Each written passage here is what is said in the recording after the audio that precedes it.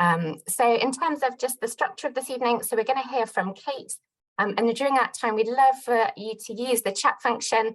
So for you to post any comments or experience that you bring, anything you want to share. And we'll just use that chat box as we go. And then we're also going to have the Q&A box open. And that's really, so after Kate's shared with us, we're going to have some time for Q&A with Kate. So if you post any questions that you have in that Q&A box, and then we will address those during the Q&A session later. And you can also vote on other people's questions. So if you think that is a brilliant question, then do like other people's questions and then they kind of pop to the top of the list. So I think that's probably everything in terms of kind of housekeeping to start. So Kate, I think over to you, and thank you so much for being here with us this evening. Thank you so much for inviting me, and it's so good to see so many people joining us this evening. So welcome wherever you're joining from, and it's good to have you here. And what I want to kick off with this evening is really to think about the power of the stories that we tell and how that relates to mental health and well-being. So often when we think about this topic, what we hear about is illness. So pick your top of the list illness that you're worried about, and you'll hear people talking about it, whether that's depression, anxiety, self-harm, whatever it is that you're concerned about. But there's a wider challenge to us as we think about well-being. The clue in the word well, and that's what we want for our young people. We want more than just to wait until they become ill and then to know how to manage and support that. What we want is to think about, what does it look like to equip and support young people in what is a really complicated season and time and culture, so that they can live well in spite of all the challenges that they're facing. And the thing is, people understand their lives through stories, the stories that they hear, that they read, the stories that are spoken over them.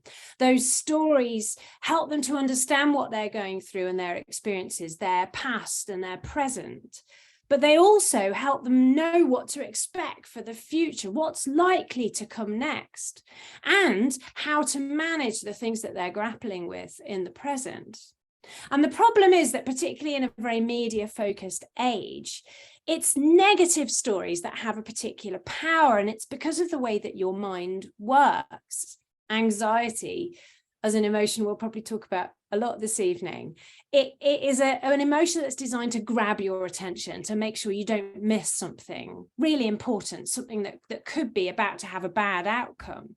And what that means is that stories that trigger anxiety or negativity are much more likely to catch us. We're more likely to read them, we're more likely to remember them, and we're more likely to retell them to other people. So they're more likely to catch on and spread and stay dominant in our minds. And particularly in the area of mental health and well-being, and perhaps all the more so for this generation of young people who've grown up through times of pandemic and financial crisis and war and climate change haunting all of us in the back of our minds, perhaps particularly for them. What that means is that they're exposed to a barrage of negativity and stories that, instead of equipping and supporting them, actually can do the opposite. They can magnify the worry, they can add to their fears and concerns, and they can lead them down paths that don't take them to flourishing, that actually make them more likely to struggle and suffer illness. And we've seen many statistics, and we'll have lots of anecdotes between us about that, the rising levels of distress in young people, the struggles they're having to cope with, perhaps what we might see, the generations above them, as normal challenges, normal stuff, but seems to be really hitting them hard. We're seeing rises in particular illnesses and conditions, which we might talk about later. So my question is there a better story? Is there a way for us to support and equip them? And as people of faith, we have some really powerful stories that we can share, something bigger and better than the cultural stories of worry and anxiety. And more than that, perhaps we have a framework for well-being. One of the passages I find really interesting in this is something written by Paul. Now, Paul in the New Testament, Paul is someone who experienced so much struggle and pressure and difficulty. His very identity was so challenged and changed, his life completely transformed by his experience of an encounter with Jesus. And in Romans 5, he talks about his experience of suffering in verses 3-4. He uses this Greek word that literally, beautifully, evocatively means times when we feel under pressure, out of options, when we're struggling with distress and difficult emotions. But weirdly, he says he rejoices in that stuff because suffering produces endurance, and endurance produces character, and character produces hope. Now, this is a very different story from the one that we'll hear about mental health and mental illness in our culture. And it's so true. Paul has captured something that now modern psychology would confirm, that especially for young people, if they are well equipped and well supported and well advised, and if the stories we speak over them do that in the way they're supposed to, when they hit challenge and difficulty, actually, it need not destroy them. It could actually have an opposite effect. As kids, we're born with no sense of our own capability, no confidence in our own ability to manage tough stuff. We're totally dependent on other people, not just for our everyday needs, but also to deal with anything that comes up, anything that we hit that we don't know how to deal with. But as we grow, particularly in adolescence, we start to learn. We learn resources, tools, things we can try, but also we learn something about our own capability. We learn a growing confidence in ourselves. You know, maybe actually I am the sort of person who can deal with stuff, who can manage difficult emotions. And that combination of things, the confidence combined with just the practical knowledge of, like, what do I do when I'm feeling really rubbish? How do I manage anxiety? What is this weird feeling that I'm experiencing now that's making me feel so overwhelmed?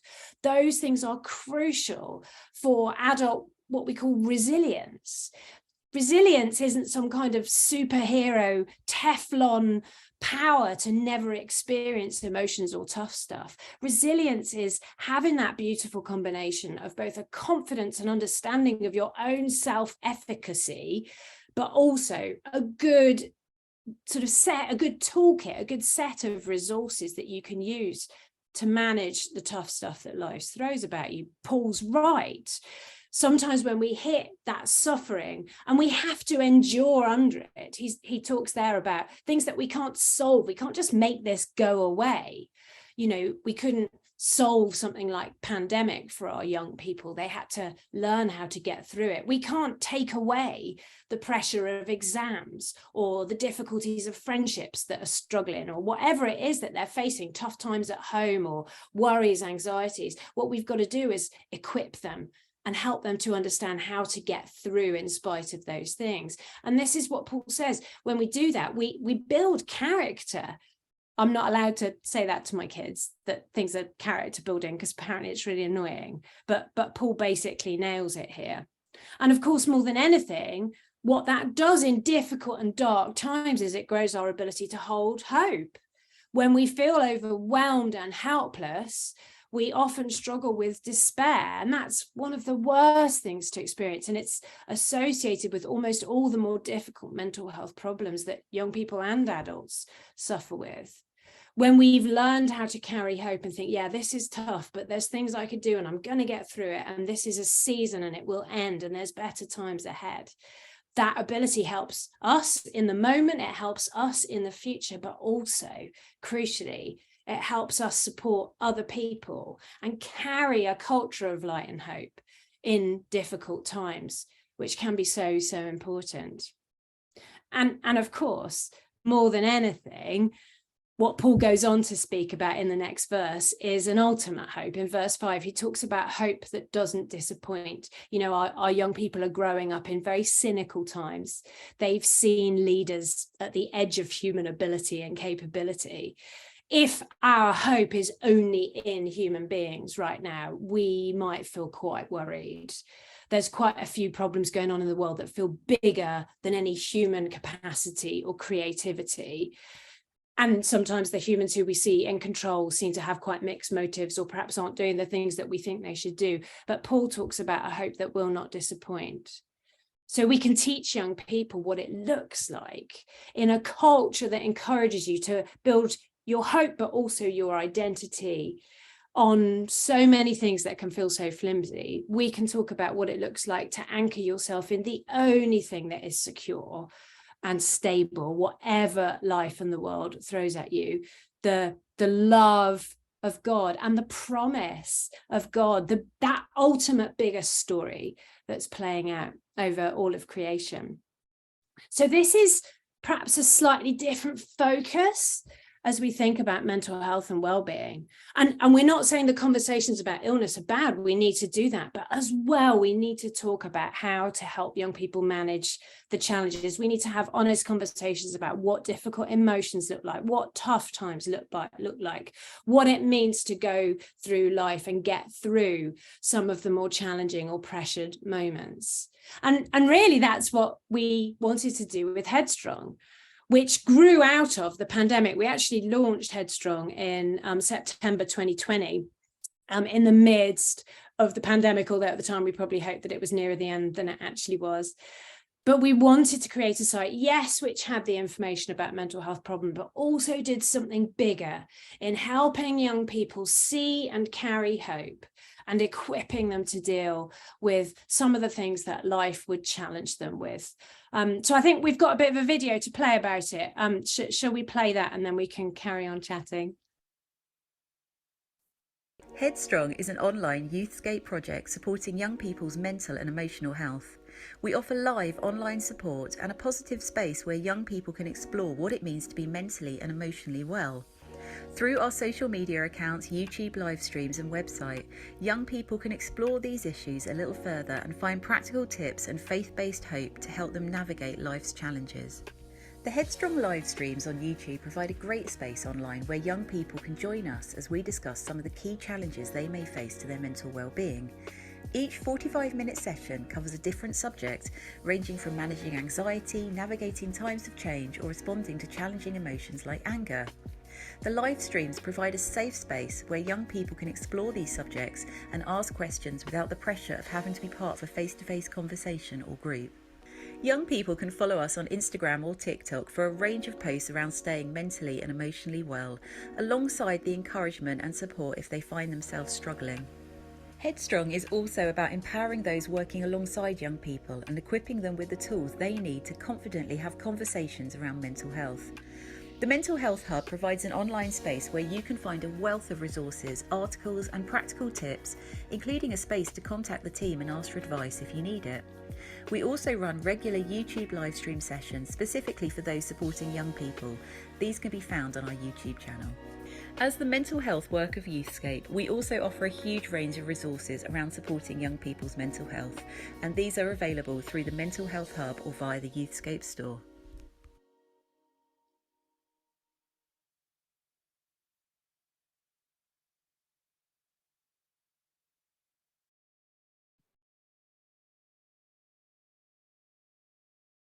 Brilliant, thank you.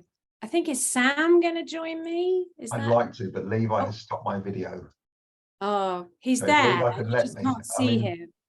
We've got a very polished go. picture of you there, Sam. Oh, there you are. I've You look aged just like your hideously. picture. I've aged hideously. That photo was taken by many years ago by a professional photographer, and I can't make myself stop it. Right. Thank you, Kate. That was excellent. The point of what we're about now is we've got about half an hour to chat with Kate, which, knowing Kate, means we've probably got time for 3 questions, half an hour. And if anyone's got anything that's just sprung into your mind, do put it in the chat. The point is to have a conversation, and so if there's anything that really occurs to you. I was really fascinated by these stories. I love that. I was really intrigued by that. And you've already said something I've never thought of before about this idea that stories being how we understand the future. It never occurred to me that I've thought a lot about how stories help us understand what's happened and how we can use, sacred stories alongside our stories to find meaning. But this idea of a story pointing to what might happen in the future is obvious and true, but I never thought of that before. So Thank you for that. Can you talk a little bit more, just because I get to ask questions, about how these stories, how do you give a story in a way that helps with around mental health? Because you talk a lot about sort of the gift of speaking stories over people, but how does that actually work if you're working with a young person who is suffering with anxiety? How do you use stories in that situation? Yeah, and I guess there's two ways that we can do that. And one is generally the sort of narratives that we tell, rather than presenting a story of ourselves that is all smooth and polished and everything's always fine, being a bit more real and genuine, not in an inappropriate way with young people, but having a degree of realism about what life is like and when things have been tough, and therefore modeling for them how we're managing that, what sort of stuff we're doing. So saying like, oh, I won't be at youth group this week because actually I've had a tough couple of weeks, so I'm taking the weekend off, little things like that. They tell a story that helps young people to model something that's really healthy.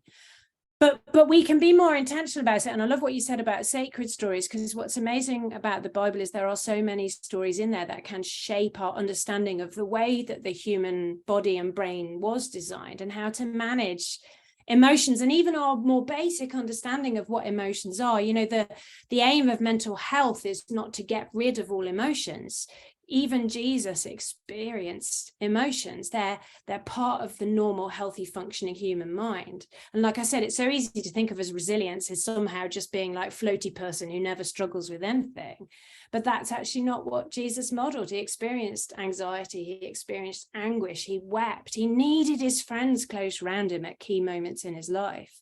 So those stories help us understand what it means to be human. And they might help us with specific challenges too, like anxiety is a classic one because we don't like it. It's the emotion that causes the most problem in terms of mental ill health, but it is an essential human emotion. It does something really, really important. Like I said, it warns you about things that might be about to go wrong. It's like a smoke alarm going off in your brain. Sometimes it gets too sensitive, like smoke alarms, it goes off at awkward times. But we need to learn to manage it. And functional anxiety is really different from the type of anxiety space we get pushed into when we're pushed into panic and it just feels overwhelming. And actually, psychologically speaking, what happens then is your mind, your analytical mind shuts down. It's like your brain's emergency mode. It's sort of designed for situations where you need to just sort of act now, think later, don't waste time. It could be a real emergency. So you'll have heard of the fight or flight instinct that we have. And that's what happens when we're in panic. Now, really interestingly, in a lot of the biblical stories, if you think of the classic one, Jesus walking on the water when the disciples are in the boat and they're having a really rubbish time and they're fighting against terrible weather and wind and waves and it's dark and they are absolutely panicked. They think it's game over. They think they're going to die. And Jesus turns up walking over the water, which is a bit unexpected. But what he says to them is do not be afraid, do not fear, depending on your English translation. Now, interestingly, the Greek word he uses there literally refers to the type of anxiety when you feel like you have no option except to run, to flee. He's talking about panic. So what he's saying to them is not like, you idiots, why are you anxious? Of course they're anxious. But what he's saying is you don't need to panic. This isn't going to overwhelm you. You don't need to run. And that distinction is really interesting. So can we teach young people how to quell panic, hold anxiety well, remember they've got this, they're capable, God's with them, all the things that Jesus teaches the disciples in that moment. So stories like that can really help us and help them. Are these stories we're talking about giving as a resource beforehand? I mean, if a child is if a child is suffering from anxiety, are there stories you would use in the moment, or are they stories that you would look to sort of give them as gifts beforehand? Yeah, I think you can do both. I mean, so much of actual mental well-being is planning conversations, not waiting for crisis and then dealing with it, but actually about how do we grow and equip young people. So we shouldn't wait till they're sort of 16, 17 and facing exams for the first time to talk about what is anxiety, what is stress. We should talk about that much younger and be really intentional about equipping them and helping them understand things like their emotions. And that's something as parents that we have to do as well. But of course, in the teenagers, part of the things that the teenage brain is trying to do is to detach from parents, to become more independent. So those spaces outside of the home, like youth groups, church spaces, become there's this incredible potential there for stories we can tell that could equip young people, that could help them manage those tough times. So I think I would say to do both, actually, and you'll see on Headstrong examples of both. And the Youthscape Mental Health Hub, some planned sessions you can run, some advice about how do you deal with an acute moment like a panic attack. And it's the combination for us of the practical stuff, the wisdom that comes from psychology and medicine and all of that, but also some of the biblical ancient wisdom. So in terms of like with we had some young people in to talk, we took young people to meet some bishops. It's always good. And they asked them, like, what's the number one thing in your life right now? And they all said exams. Yeah. All said exams. And what would you be, with that in your mind, like practically, like what is the kind of stuff you'd be thinking, right, as a youth leader, or some of the people here seem to be in a higher education chaplaincy, what's the kind of content that you'd be looking to be engaging with at this point as exams are drifting on the horizon?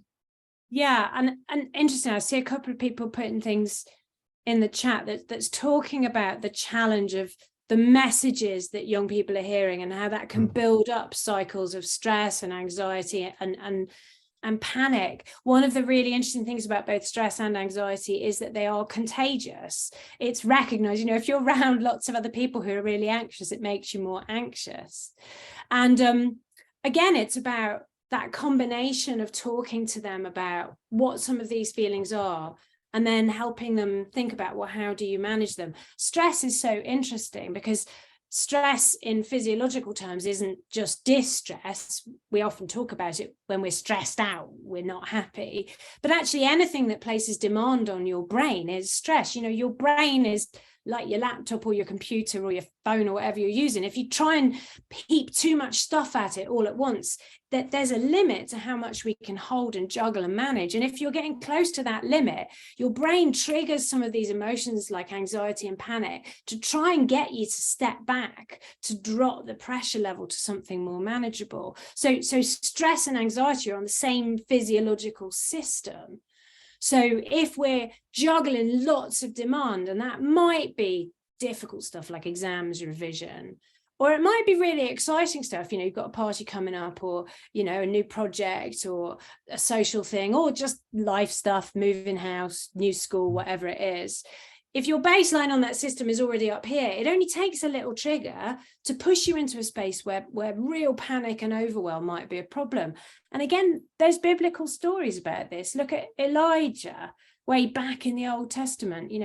He's just been on the top of in 1 Kings, he's just been on the top of the mountain taking on all the prophets of Baal. He's like, an Old Testament hero. And then he gets a nasty letter from Jezebel and it completely floors him. He legs it. He runs off into the desert, ends up sitting under a bush or whatever it is, saying he wants to die. It's complete overwhelm. And the way that God responds to that, actually sending an angel to support him first of all, is really practical. It is time out, it's good sleep, it's actually eating something, looking after your physical needs, just taking some of that pressure off, catching up on some of the rest that you've not had. And then later, much later, there's a conversation and a time of analysis and understanding. So we can help young people learn about themselves and understand what they're going through, but we can also talk about, well, how do you handle this? What do you do? I've got a teenager in the house. She's A-level year this year. That is a brutal time. Let's be honest and say, gosh, yeah, this is hard. Like, how can you sustain yourself over this period? What does it look like to build really good rhythms? Yeah, to work hard, but also to make sure you've got time out, you've got stuff that triggers some positive emotion, because otherwise it's just going to be so grim for a couple of months. And thinking really practically with them. So Yeah, so I think again it's that combination. Thank you. One of the question, sort of developing the anxiety sort of idea a bit around the role of trauma in that, and how some anxiety is triggered by that sense of it's happening again, or that sense of, you know, things have gone very badly in the past, therefore the story that the child carries is one of things tend to go wrong for me, therefore. Have you got any sort of sense of how, as you know, a leader working with a young person who's been through trauma, you could help the sort of break that cycle of trauma feeding anxiety?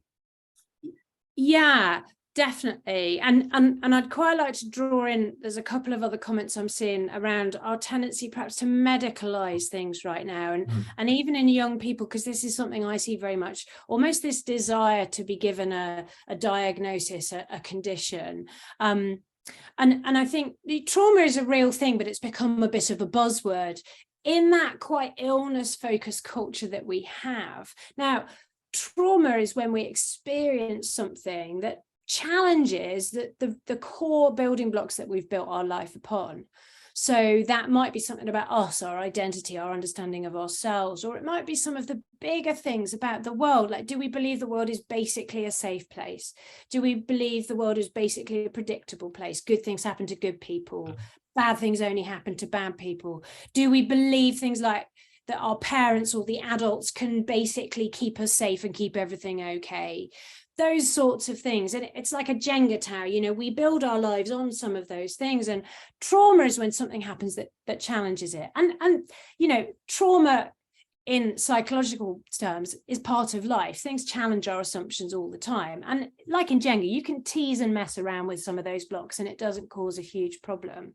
But sometimes something happens that either is so traumatic that the level of emotion it triggers, the level of shock, and just literally pulling out the ground from underneath you, the tower feels like it's all come down. Or just something so big and basic has been challenged that your brain is literally reading like, what does this mean? I've always thought this was true. This person would always be there for me, but suddenly that friendship's fallen apart, or they've died suddenly, or whatever it is. And those types of trauma are harder. We have to work through them. Literally, your brain needs to process them. Sometimes we need therapeutic support to do that. But as I said, actually, sort of small trauma and overcoming challenge is part of normal life. And this is where the sort of issue around medicalizing is interesting and challenging. You know, young people are developing identity. They're quite uncertain still of who they are. And so there's a season, particularly in adolescence, where it's really very normal for young people to sort of not feel a concrete sense of who they are yet. We don't gain that till we're later on in that sort of adolescent season. And so when you don't know who you are, you're quite vulnerable to anything that gives you a really strong identity. It tells you who you are, how you should feel, what your life should look like. It's a powerful story about you. And one of the stories that has become very powerful in our current generation of young people and our current media and our current culture is that the mental health, mental illness space, lots of celebrities talking about mental illness and emotions and trauma and things like that in a way that becomes part of their identity. It's part of their story. It's part of how they define the person they are. And I think therefore we are seeing young people reflecting this, getting drawn into this. And that's why it's so important that we talk about well-being in this bigger, broader sense, because what we know is that for them to flourish and release their full potential in life, what we need to help them develop is wellness. So we must talk about illness, we must break down stereotypes and stigma and all that stuff, but we also need to do something else. Just a question that's I suppose we're good questions, everyone. You're like leading us along well nicely. The question just about how do we know with these kind of issues when we've reached the end of our capability and when we should sort of refer to the right people?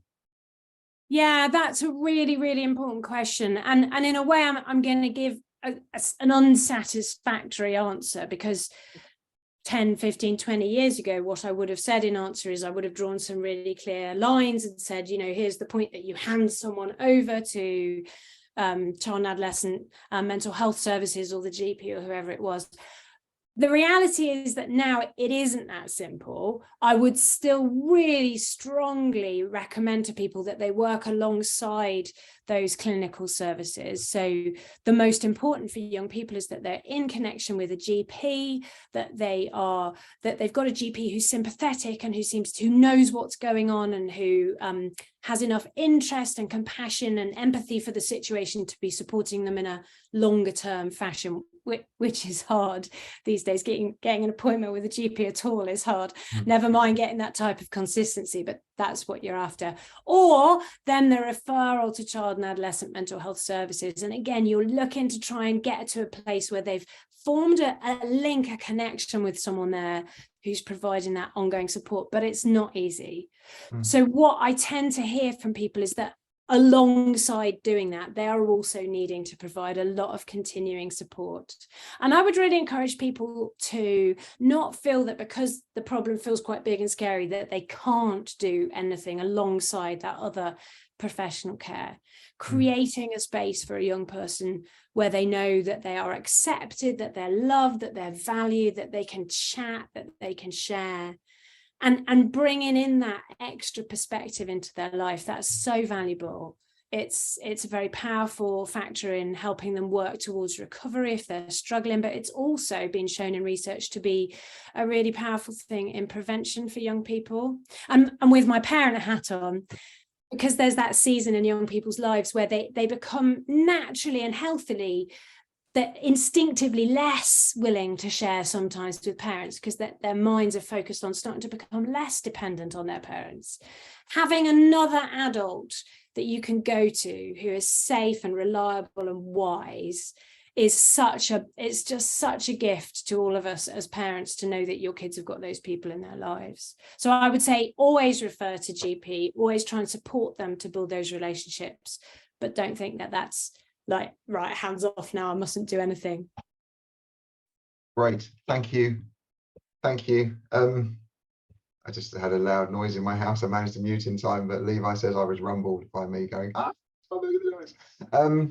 Questions about you've talked about the need, the sort of the Christian story of hope being part of this and part of a response, and there were some questions about how prayer fits within that. How would you include the sort of role of God in this, the need to pray with them and for them? How would you do that in a sensitive way?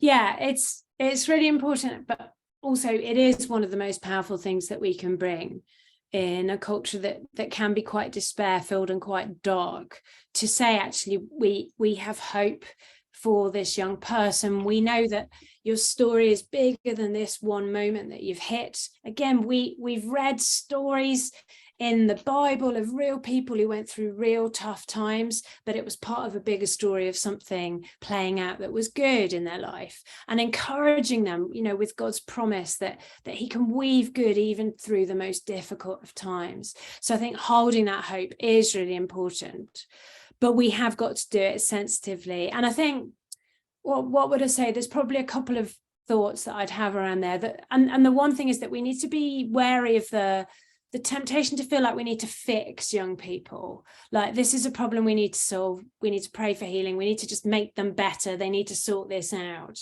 And instead be willing to hold something much more tricky for us as well as for them, but the tension of a situation that's playing out and that's developing. God transforms us through the renewing of our minds, but this doesn't happen just overnight.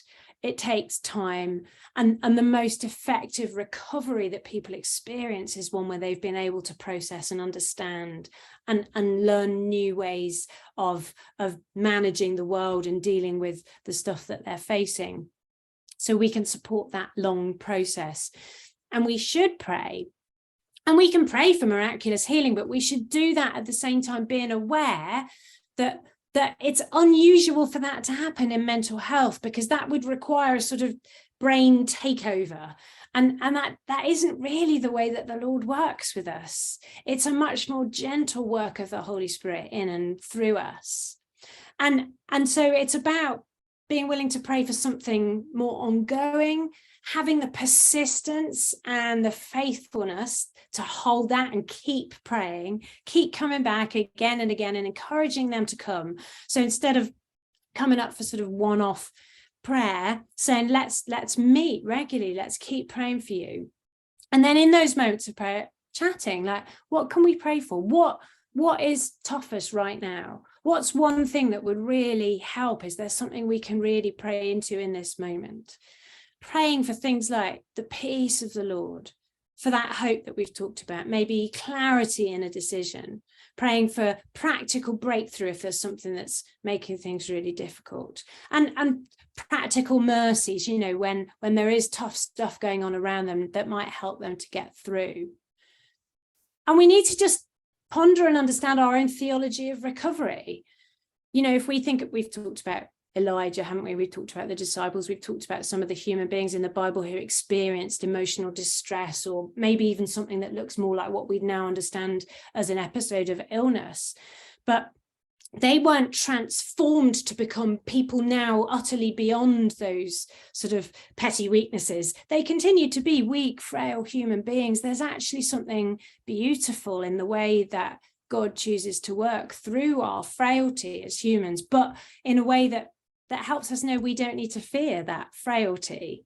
So we need to think about our theology of recovery, remembering it's not about eradicating all difficulty or all emotion.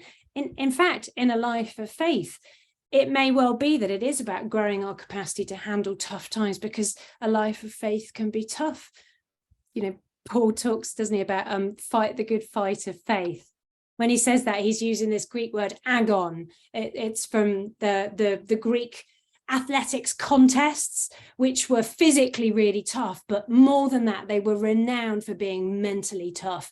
And it was known that in an agon, it wasn't always the physically strongest who won. It was this combination of the practical skills, but also a sort of mental resilience. And that's what Paul says the life of faith is like. So we will experience challenge. Let's ponder and think about our own understanding of recovery and what that's going to look like. That's good, thank you. I mean, I feel like we've moved a long way with this. My experience of youth work as a young person was it probably made it worse, not better. So that is good progress. A couple of final questions about, for some people will be here who are here because they know they should be talking about this with their young people, but have possibly never done it. I've never actually had that conversation, and it's never come up, and so they've just sort of got themselves in a cycle where we don't talk about that here without necessarily meaning that to be the case. So where would you start? So I would probably genuinely start by thinking about an intentional plan. I think most people are really frightened by these topics because they wait and they only deal with them when there's been some kind of crisis, and that is quite alarming. But instead of that, just think, right, what might I want to equip these young people with in terms of practical skills that to understand their mind, to understand life's challenges. Maybe it is, you know, exam season is coming. Do you need to think about doing some sessions on managing stress? What does stress feel like? You know, what might be helpful, and then having some time chatting with that. Maybe you want to think about something broader, looking at some theology of emotions, or just getting conversations going around something else like friendships, or something else that we know can be supportive and helpful for young people. There are loads of resources on the sites that we've talked about tonight. So on the Headstrong site, but also on the Youthscape Mental Health Hub.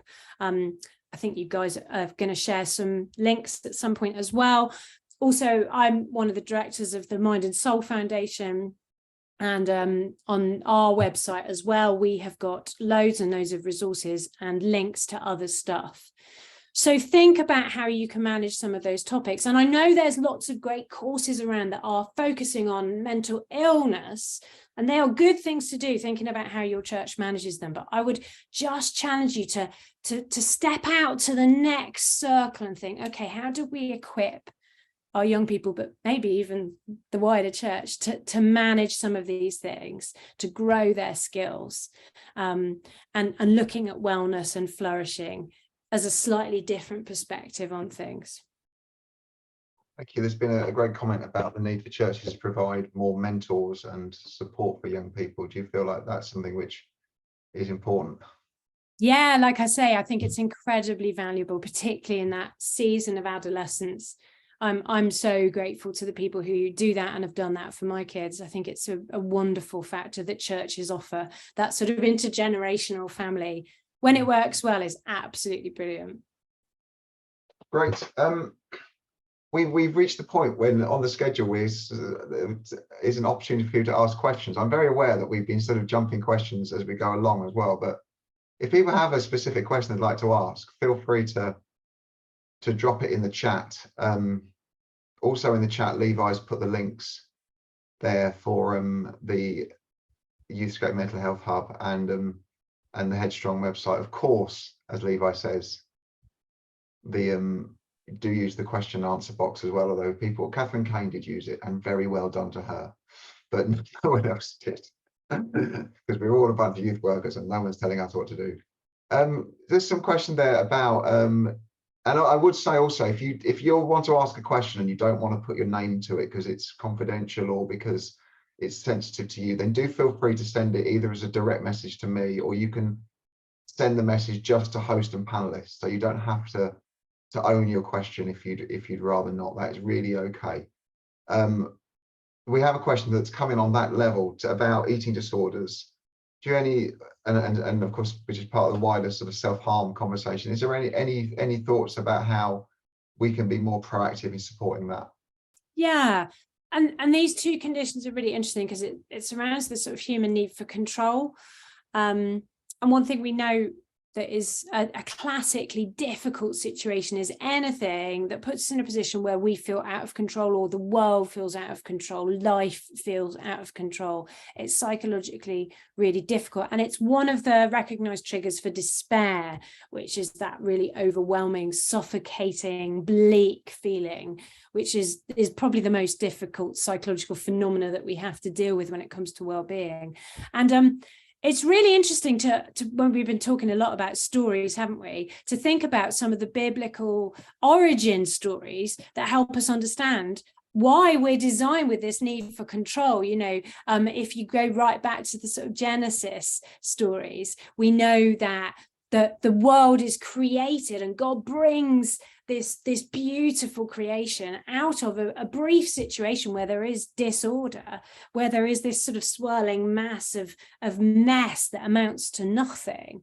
And so God brings order out of disorder and creation out of chaos. And then, of course, just dialing forwards quickly, having created human beings, one of the first commands to us is to subdue the earth, which is an ancient Hebrew word that basically means hold that tension.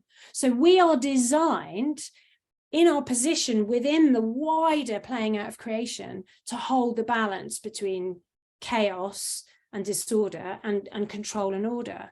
So we talk about control freaks, but really all human beings to some degree are control freaks. Some people more than others would display that. So we understand a little bit about why control is so important. And what we see with both eating disorders and self-harm were things that really did spike during the pandemic, which was, of course, a classic moment of just life being so out of control, particularly for young people, and particularly for the teenage brain, where so many of the things it would normally need were lost.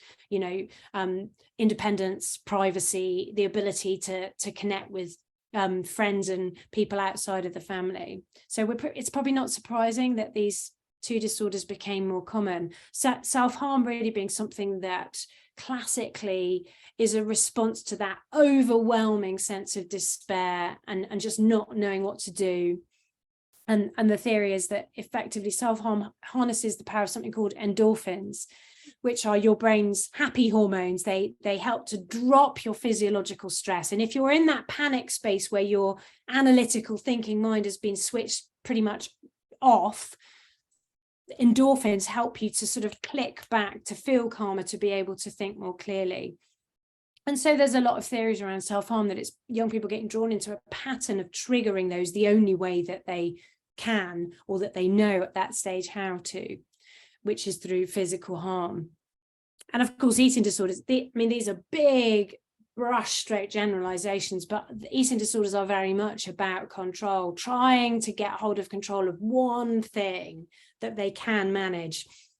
And feeling drawn into that cultural narrative that says we should be able to achieve real perfection and order in ourselves, in our bodies, and becoming caught up in cycles around that.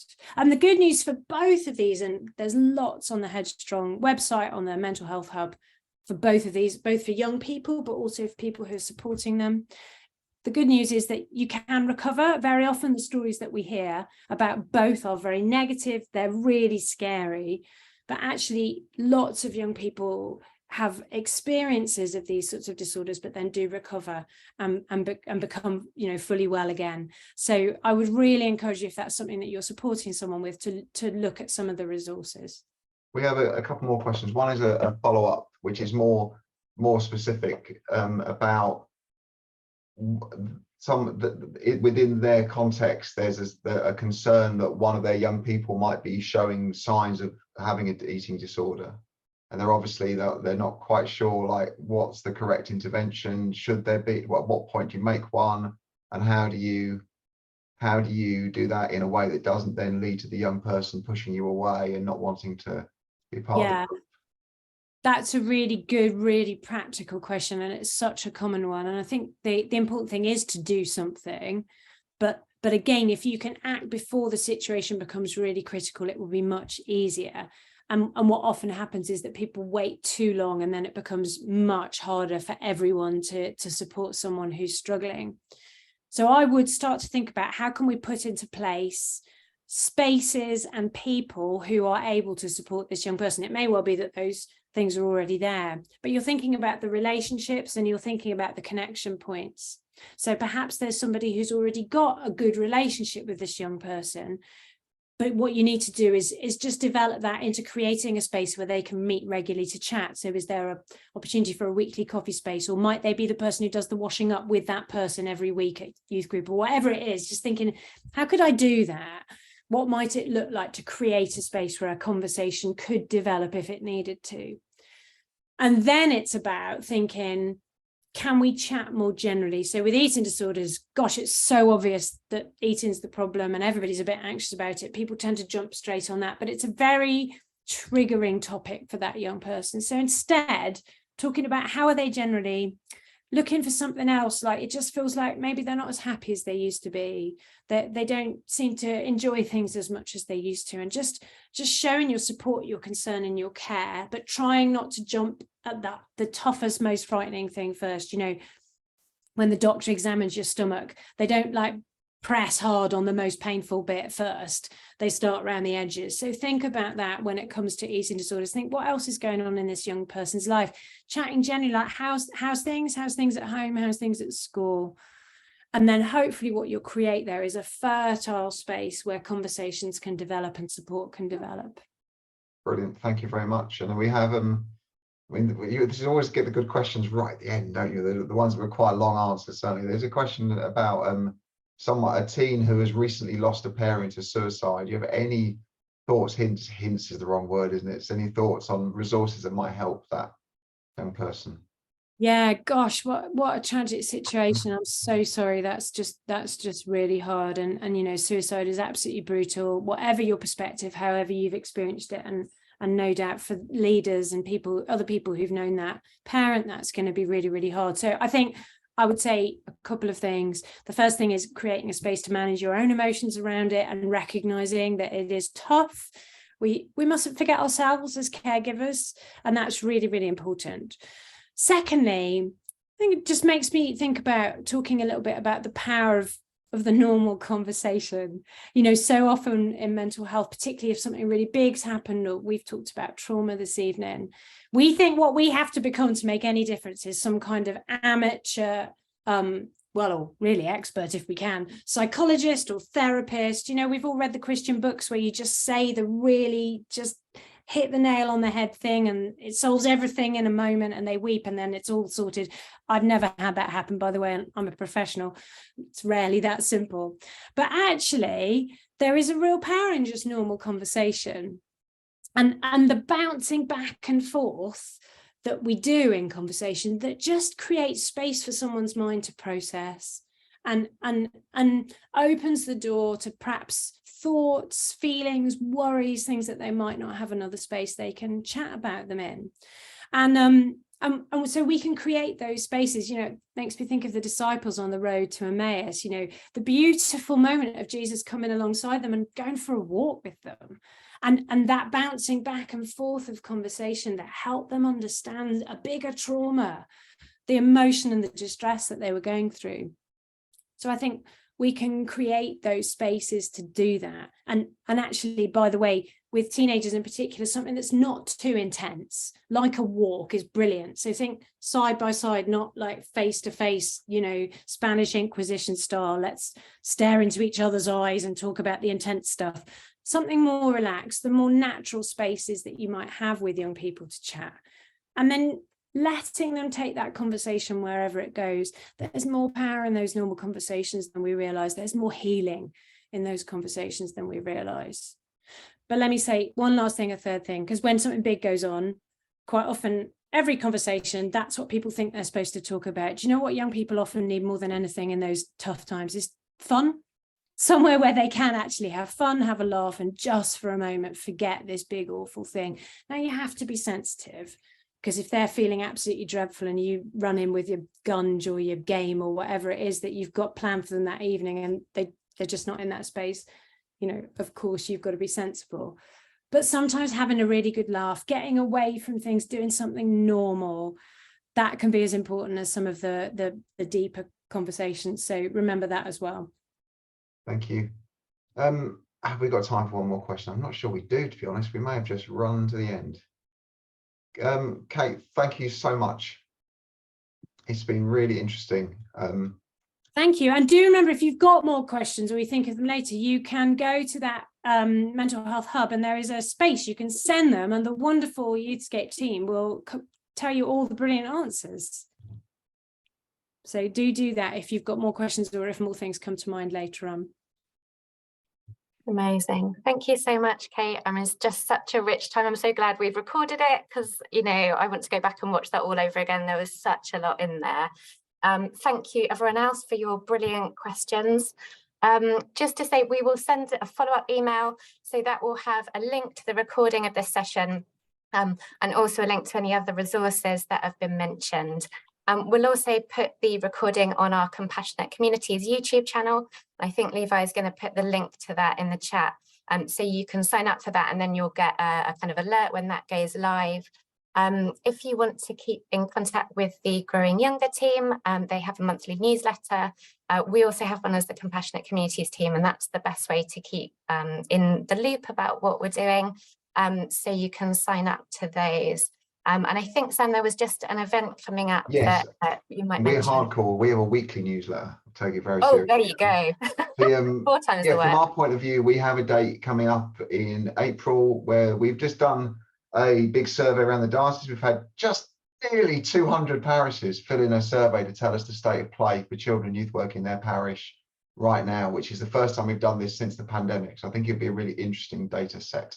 And we've got someone doing some analysis on it for us. So we're going to do a couple of sessions, one on the 25th of April at 7 p.m. and then another on the 27th of April at 12 noon.